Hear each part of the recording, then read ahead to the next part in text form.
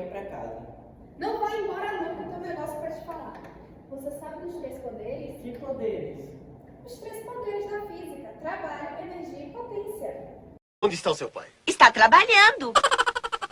Não, eu estou falando do seu pai. Se você não sabe dos 3 poderes que eu falei com o Rian, vai descobrir agora. O primeiro é trabalho.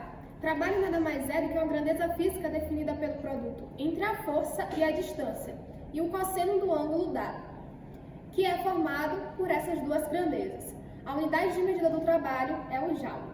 O trabalho é a transferência de energia de um corpo ou sistema de corpos em razão da aplicação de uma força. Ou seja, o objetivo do trabalho é calculá-lo através de um deslocamento. É trabalho igual a F vezes D vezes o cosseno do ângulo. T de trabalho, F de força, D de deslocamento e θ, que é o ângulo formado por esses corpos. Lembrando que o trabalho é motor se for positivo, o trabalho é resistente se for negativo e o trabalho é igual a nulo, ou seja, se o resultante for zero.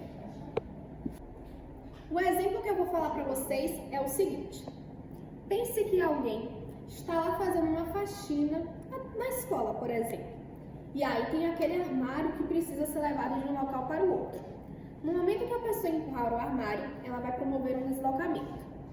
Digamos que essa força que essa pessoa desempenha sobre o armário seja de 50 newtons e que o deslocamento seja de 3 metros. Qual foi ou qual será o trabalho realizado por essa pessoa no deslocamento do armário? Basicamente, usando a fórmula trabalho igual a F vezes D, multiplicamos 50 newtons vezes 3 e 50 vezes 3 dará 150 joules. 150 joules é nada mais do que o trabalho realizado para promover o deslocamento do armário. O outro poder se chama potência. Potência na física é uma grandeza escalar medida em watts e é definida como a taxa de realização de trabalho a cada segundo ou como o consumo de energia por segundo. O watts, ou unidade de potência, ou no Sistema Internacional de Unidades, o SI, equivale a 1 joule por segundo. Que dia mó chato, velho. Alertei, eu tenho um negócio pra te falar.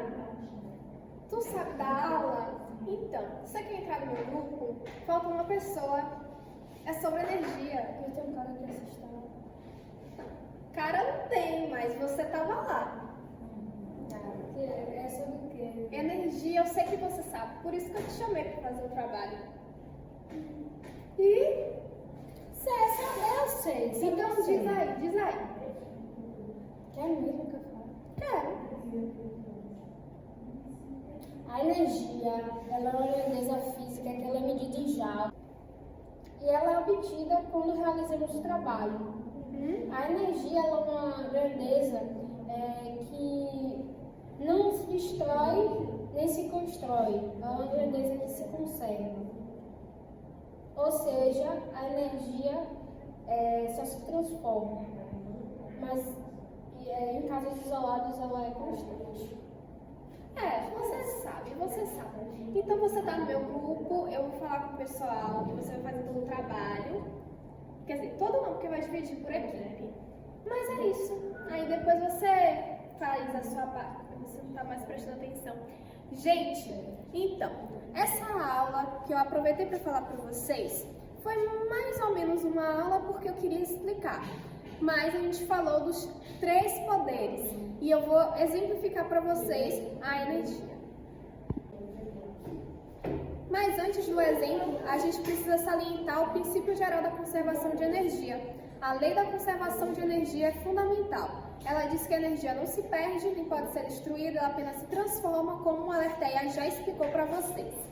A energia que, por exemplo, aquece a água, esse aquecimento provoca um transporte de vapor. A energia potencial é aquela energia presente nos corpos que dá a eles a capacidade de realizar trabalho. E quando ela está relacionada a corpos que têm a ver com a força-peso, a gente usa a energia armazenada, ou seja, a energia potencial gravitacional, se tiver a ver com a força-peso da gravidade, ou elástica, se tiver a ver com a força elástica. A unidade de medida é o joule.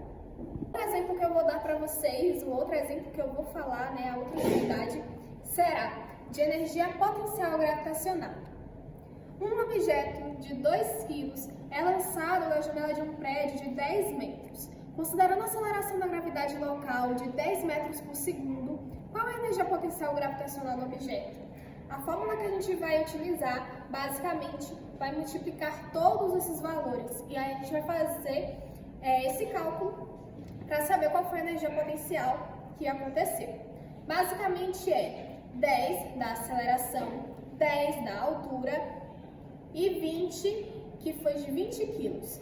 Tudo isso multiplicado dá 200. E 200, 200 joules. Por último, mas não menos importante, a energia potencial elástica. Falando assim, de uma forma mais exemplificada.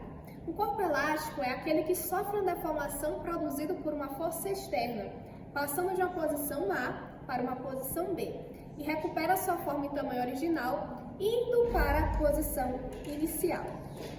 A fórmula de energia potencial elástica é essa, e basicamente eu vou falar para vocês as coisas assim que mais são estranhas para quem vai aprender.